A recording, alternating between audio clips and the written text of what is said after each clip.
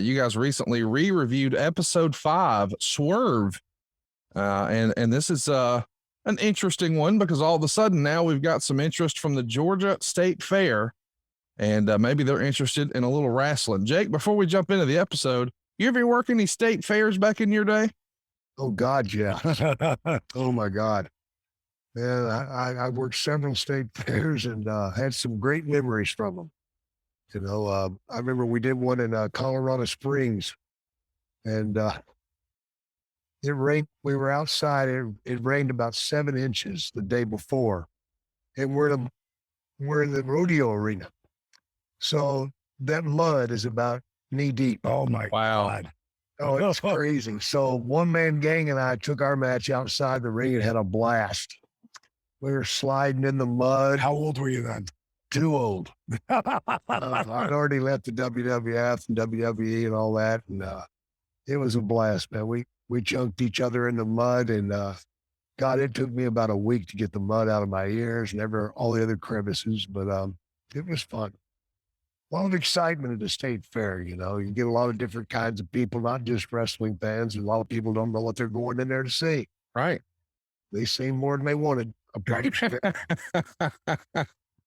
Well, DDP, what did you think of this episode of Heels? What were your notes this week? I just want to back it up because now we can talk about 4. Right. So it's a spoiler alert. We're going to talk about it, a little bit of the stuff that actually happened in that episode.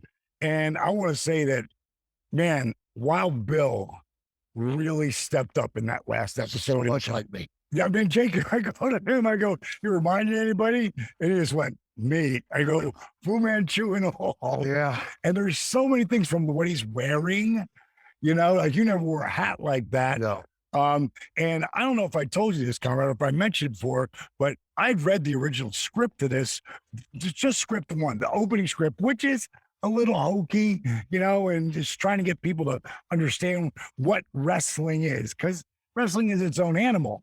But the only person that I loved in the opening script was this Wild Bill character.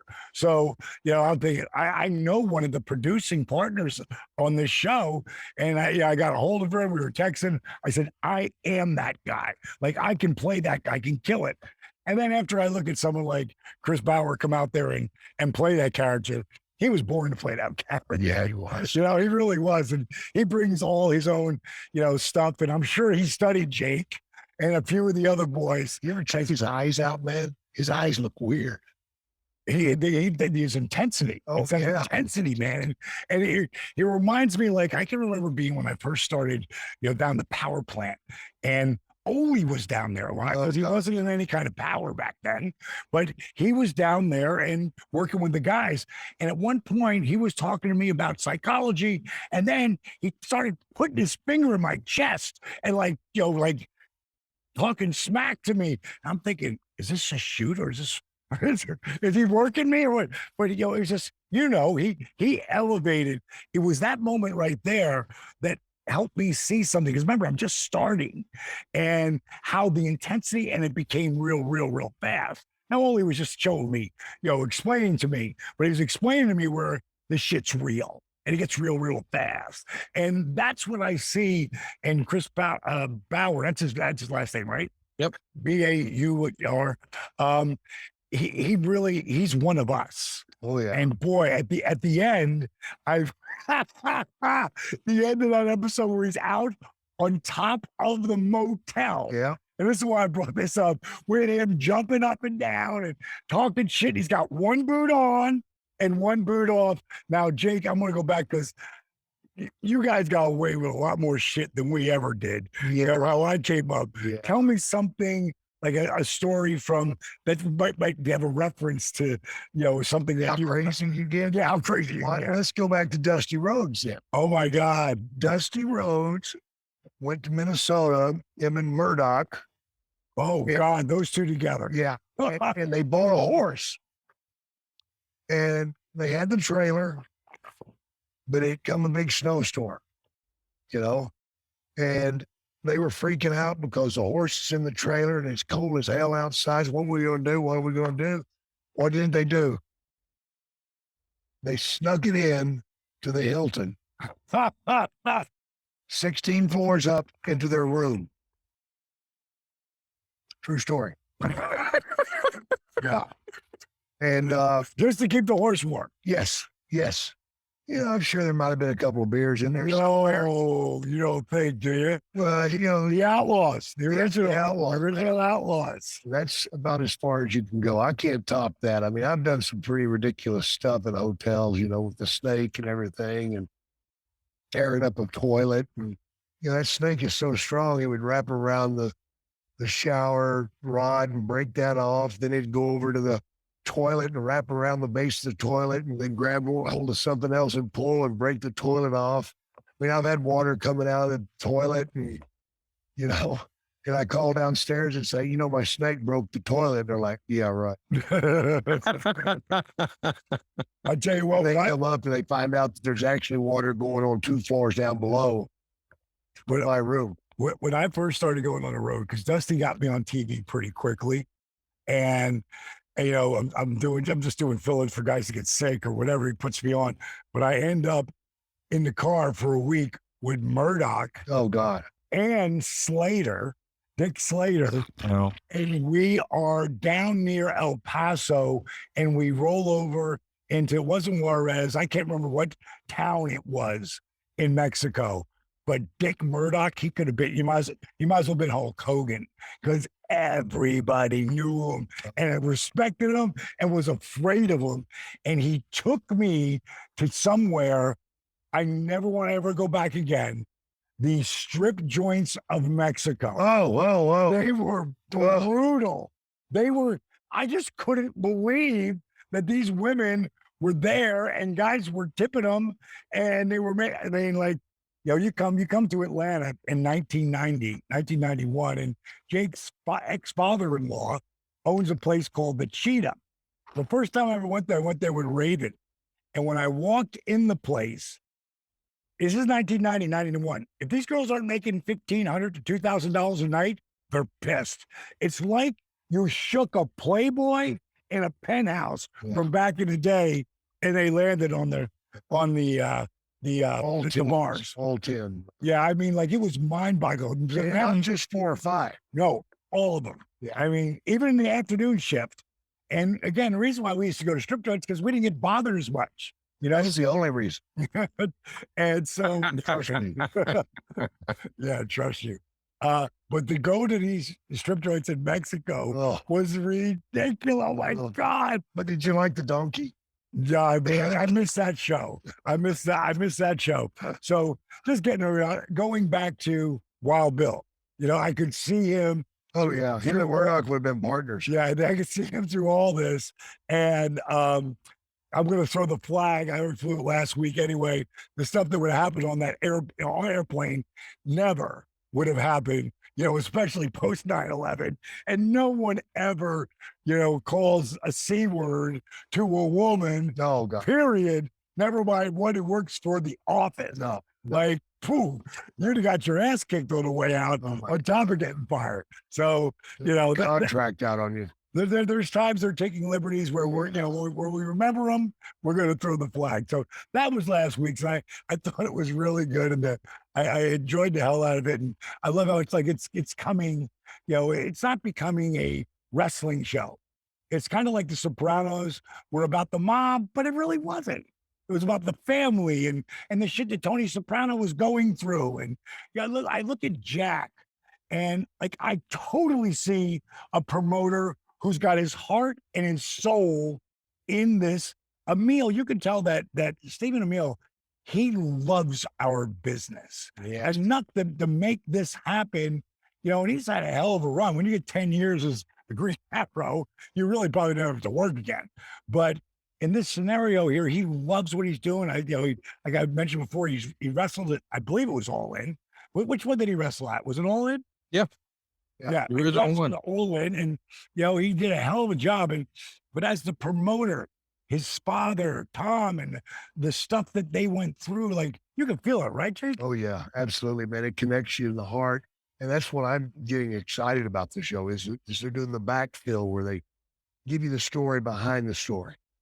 You know, what made these guys become this? Well, here's what happened before. And that's what you do in a great a great promotion. You don't just put a guy out there and say, blah, that's it. No, you got to have some backfill. You got to have some storylines in there. And they're filling these things in and they're really stretching these people out. The reason they're doing that is that way they can go a million different ways. Right, right, You know, you can't call him out because you're not sure. right. You're not sure. And that's why I got the hook in the mouth, man, because they've got me. And even the Rooster, Rooster is a great character. And you could that guy looked like he's worked. Yeah, yeah, You know, I don't know either that or he was a huge fan and he picked it up really quickly. Yeah. But I like the the bottom of the card guys trying to get up. Most guys respecting, hey, you'll get your chance someday. And being put off. Yeah, but that Rooster, man, he wants to, he's got an angle, he's got an idea. I love the way they're playing him, and I find him, very believable in that, one of the guys who would be trying to do it. Reminds me kind of Raven to a certain degree. Absolutely. Absolutely. Because, it does happen that way, man. There's a lot of great, great talent that never gets the opportunity Right. because that's just the way the cards fall, man. That's my only bitch about wrestling is it doesn't matter how good you are. It matters who pointed the finger at you. Yeah, and how much they think. Like, if you look at my career, and I can remember Dusty over the years going, I don't know how you got this far, because he had no hand in any of it except for the opening. Well, I got myself in the AWA, as you know, if you watched the earlier episodes. But after that, it was Dusty opening a door for me because he really liked me. Now, I never thought of me as the wrestler until much, much later. But as I continue to grow, and they ain't going to fire Dream. They going to fire American Dream because they don't want him up in New York and coming up with some new idea. So it's kind of like when in Hollywood, they'll buy scripts. They'll buy a script and it gets shelved. And the writer's all excited. They're going to get this big opportunity. They're going to make my movie. No, they're not. They paid you $1 million because they're going to make it go away. And what they're doing here with with this whole story that they're telling. It's so interrelatable. Like, I look at my career.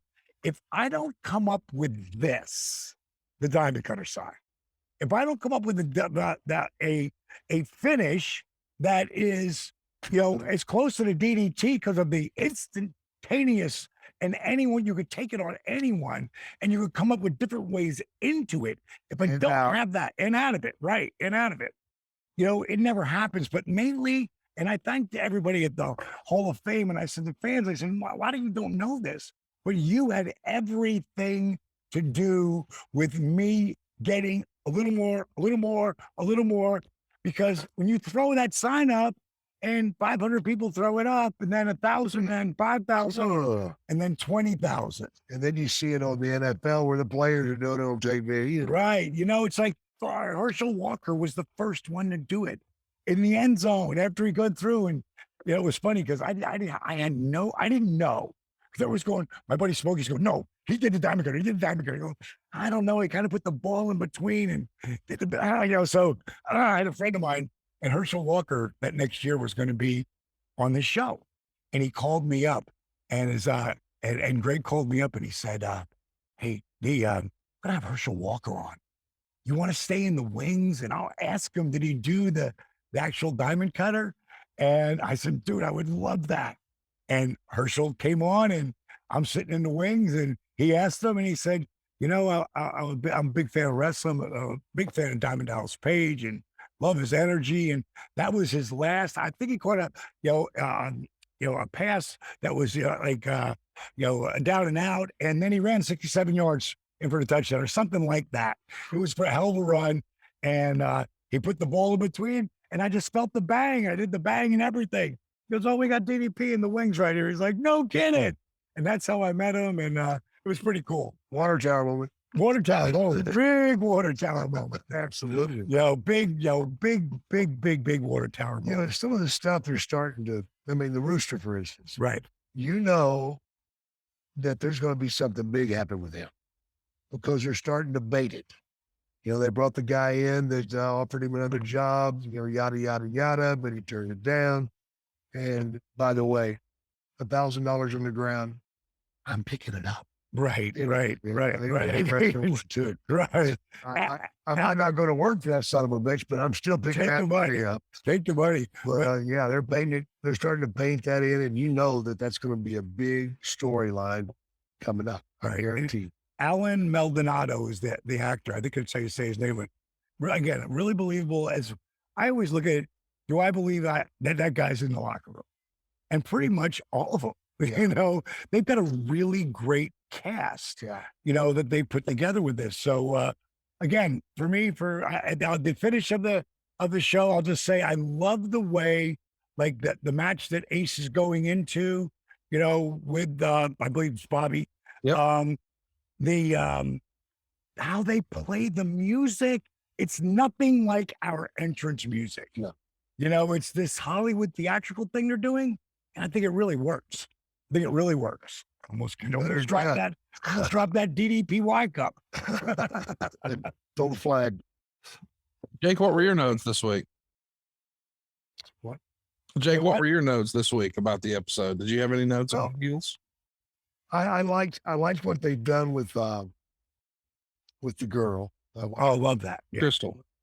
Yeah, she's such the part she's playing, man. She is a wrestling writer.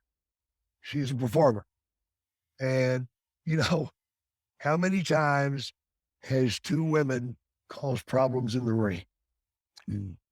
Yeah.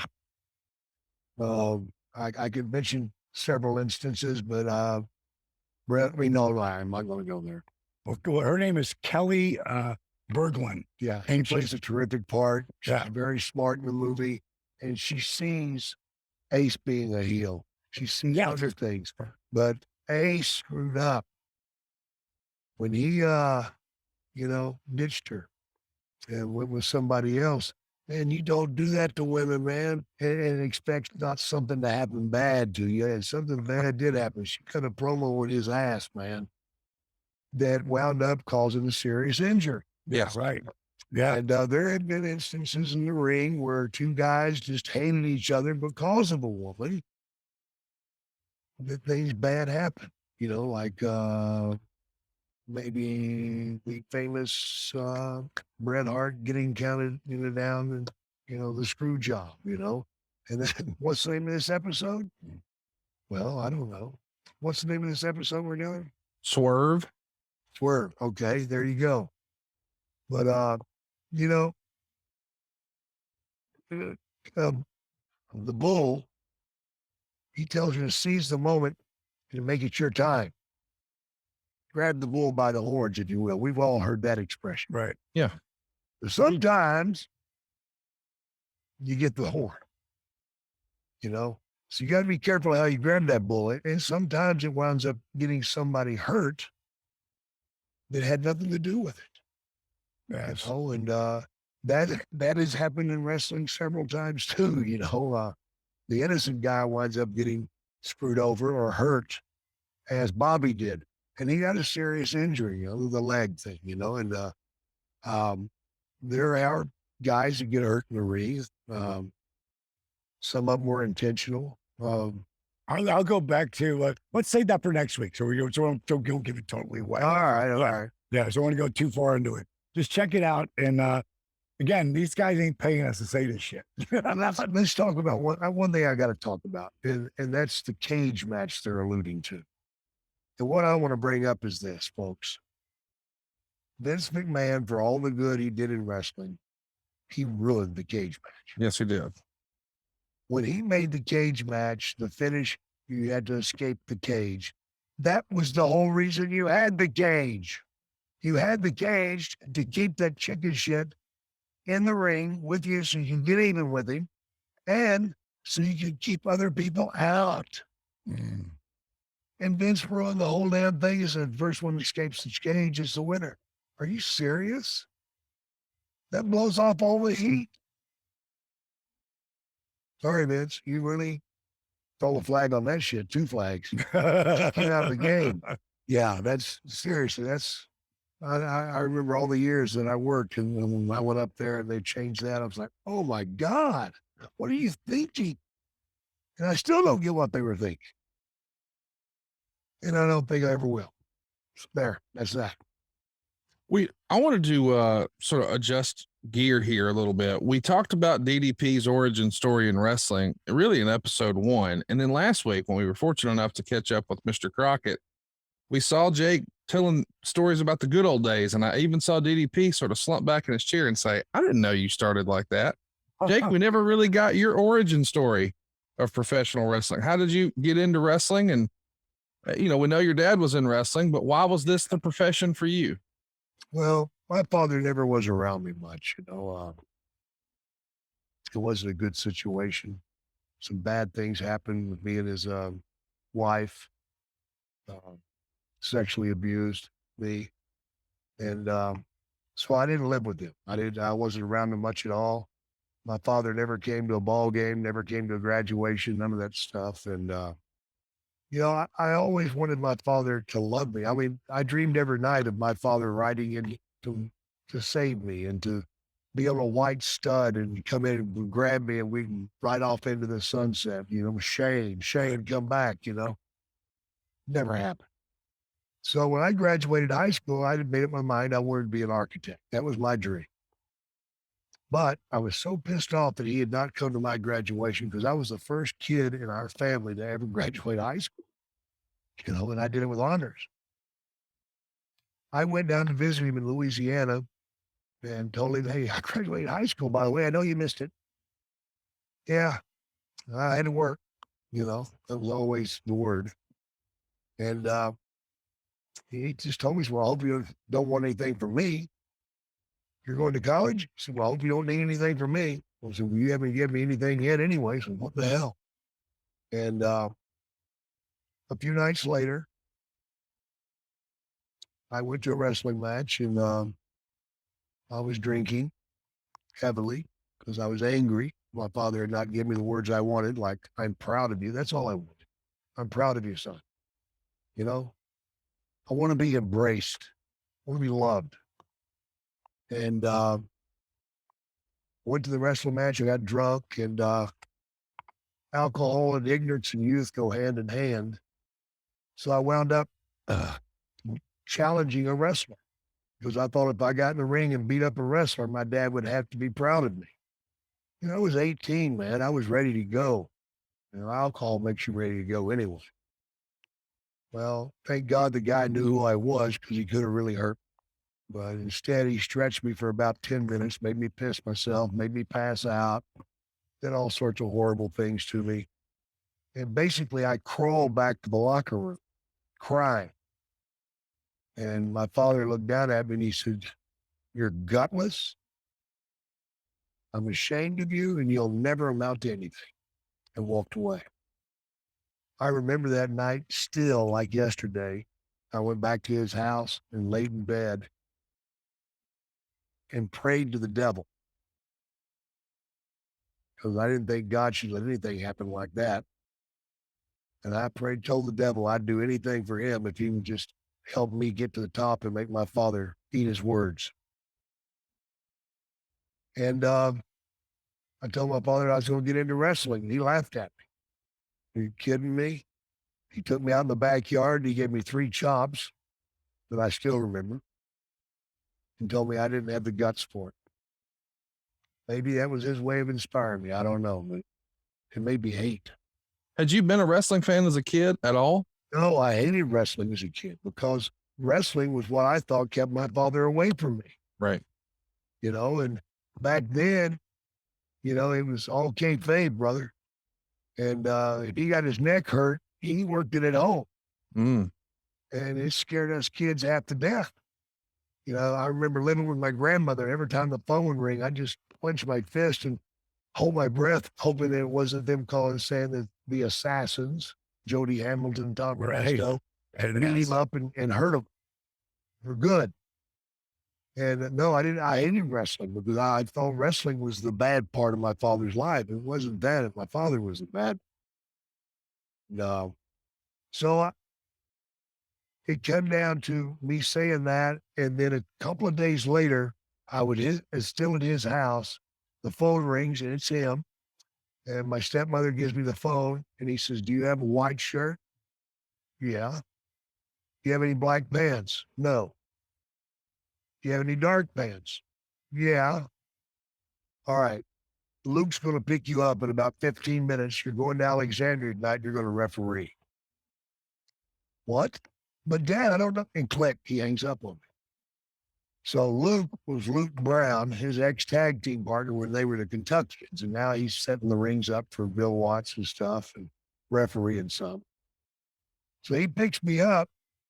I am scared to death. How old are you then, Dick? 18. 18. And I thought wrestling was it was a shoot, you know? And man, I remember riding to Alexandria. I'm like, look, what do I do if if a guy's like, going for his eye or something? He said, "Well, you count them." I'm like, "Count them?" He can say, 1, 2, 3, 4, you disqualify on 5. So, okay, how fast do I do that? I mean, if he's really hurting, you got to count faster. He's like, "What are you talking about?" He said, "Not unless it's the finish." I'm like, "What? What do you mean finish?" He goes, "Are you Smizart?" Smizart? What's Smizart? He said, "Jay Fable, huh?" He goes, "Oh my God." He pulled the truck over. He says, "Son, wrestling's fake." You say that? Yeah, just like that. And it broke my heart. I didn't talk the rest of the trip. I couldn't believe it. I couldn't believe it. He ruined my whole life right then.